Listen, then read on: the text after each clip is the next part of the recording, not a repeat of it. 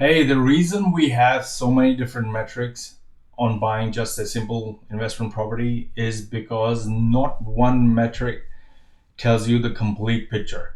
There are certain things that you might be able to figure out better if you had other metrics, and then you have to look at an overall picture of your investment. So it can be that some details about your capital growth rate or your cap rate are off, but you've got other details about the amount of income that you're going to make or the return that you're going to make are better. So because it is no one metric will tell you that this property will outperform the other property. However, an overall picture gives you more power and better understanding of where the property is at, what kind of return that can it generate, what is the cash flow that it can generate, and what are the capital growth options that it can generate over a period of time, and which one should you be going after.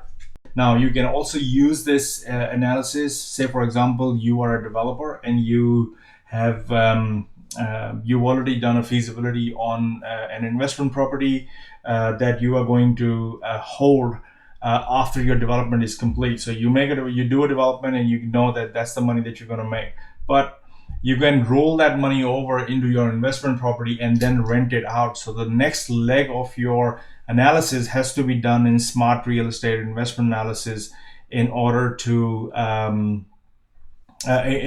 get a better picture. So let's dive into real estate investment analysis and look at all these different factors that are there for you to make use of.